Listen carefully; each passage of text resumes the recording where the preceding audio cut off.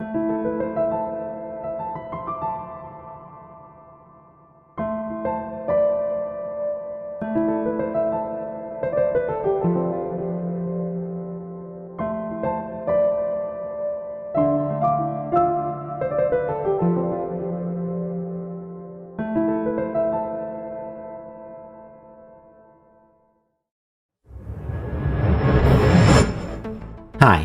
thanks for joining me.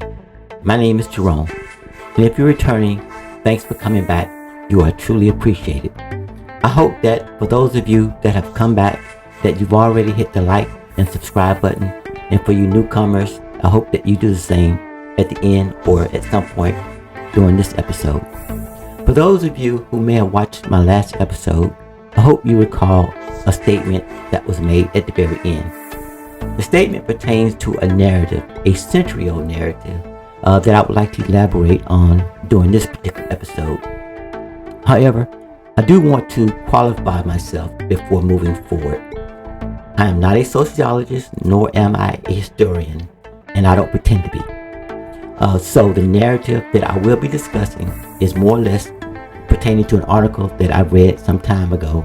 And as I've lived my life and I've made some observations in this world, it makes me wonder if somehow that narrative does not play some sort of role in how we view each other in today's society and our perception of each other. So that being said, I want to also say this and make myself very clear. I feel that 95% or more of people walking this earth are good. Saying that, I know that a large number of people believe in living and let live.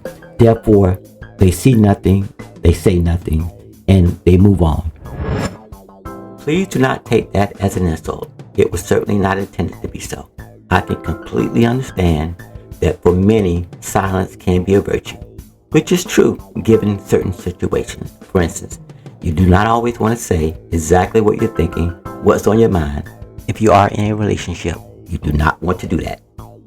That being said, we are, however, influenced by people who do say what's on their mind. People who can sometimes be loud, or maybe on social media like myself. Yes, it is my intention to influence you to some degree. I don't know if I'll be successful or not, but it is my intention to influence you. We're also influenced by our parents and our grandparents, who are influenced by their parents and their grandparents. Which brings me to the subject matter. I wonder sometimes if we do not live our lives by a certain narrative. A narrative that has been taught to us and our parents and our grandparents. And that narrative may have originated many, many years ago, even hundreds of years ago. I was reading an article some time ago regarding slavery. As a person of color, I often take interest in my ancestry. And we all know what that is in the U.S. In this article, it stated that some Southerners, not all, but some, felt that the abolishment of slavery at the time in which it was being abolished, there was great fear among them that the slave or former slave would create havoc in their towns or in their neighborhoods and to their family, seeking vengeance upon them for being oppressed for so many years. When I look at the local news and the social media, I can't help but wonder whether or not some aspects of that narrative stemming back hundreds of years lingers on till this day. The sad thing is that most of us don't ever see it because it's so ingrained in us since childhood. As a result, we can't confront it or even acknowledge it. Okay, if you're wondering where I am going with all of this, then I need you to do me a favor. If you are a person who is not considered by others as a person of color, then I need you to do me a favor. I need you to quickly take out a pen or paper or use your computer or phone, and the first 5 things that come to mind that would describe a person of color, I need you to write them down. Don't spend a lot of time thinking about it, because then that means you're going to start skewing it in a certain way. I need you to put down the first thing that comes to mind and be honest. If you are a person of color, I need you to do the same thing, only I need you to do yours about a person of color as well, not about a white person. I need you to list the first 5 things that comes to mind when you think about us, people of color. Is it possible that our first thoughts speaks volumes for how we truly feel, and these feelings will eventually influence our views but most importantly, impact our actions. I personally believe that we all live a narrative that has been taught throughout time. And it appears that in many ways that narrative continues to work even today, given the fact that it seems to in many ways create fear, animosity, and resentment regarding those with means toward those without means. But here's the kicker, neither really wins. Why? Because those with means are frequently moving to stay separated from those without means. Guess what? They remain in debt for their entire lives as a result. And those without means cannot move, therefore they receive less services based on the fact that the tax base has now moved outside of the city limits. Also, on top of that, the crime rate appears to spike given the fact that you have less numbers in the city, therefore the ratio appears much higher based on that, which makes those without means look that much worse. No one wins. Full disclosure, I too live just outside of the city limits of Memphis. In fact, I literally live across the street from the city limits. This may sound a little strange, but it is true. Many years ago, when I contracted to have a home built in a new subdivision that was being developed just a few blocks away from my apartment duplex, which is in the city limits, I was not aware that the subdivision was within the county, but that is a true story. I did not realize that until I received my home address.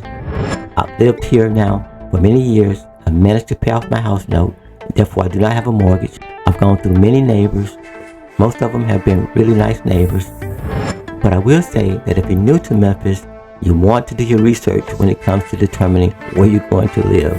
It can be very tricky when determining what is considered an incorporated town, the county, and the city of Memphis, because only a street will divide many of them. Pamela will elaborate a little bit more on that. Thank you, Jerome, and hello to my fellow viewers. It is certainly fascinating when traveling the Memphis metro area with quite affordable retail chains and very nice residential neighborhoods, and seldom know that you have entered a separate town. What is truly notable is that the city itself and surrounding towns' public images often appear to be very different when it comes to their reputation involving safety. Another glaring difference is the opposite demographic makeup between the city and its incorporated adjoining towns. While Memphis is thought of by many as being a pretty dangerous place, the adjoining towns, such as Bartlett, Germantown, and Collierville, are all viewed as some of the best places to live in the entire state of Tennessee. I assume the same can be said for many other like-sized cities often seeking ways to improve the main city's image when it comes to crime. Still, Memphis itself has many beautiful residential areas which includes top retail and office space.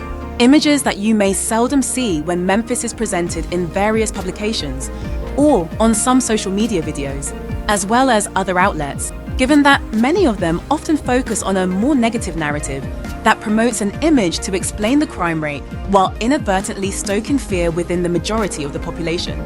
This is not always very easy to listen to or watch with true objectivity, especially when you know that there are truly many areas of Memphis and its immediate surroundings that provide a feeling of safety by any standard.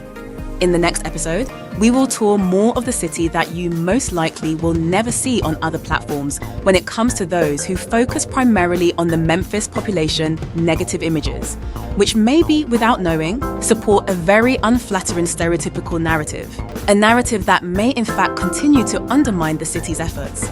Please stay tuned and thank you again for joining.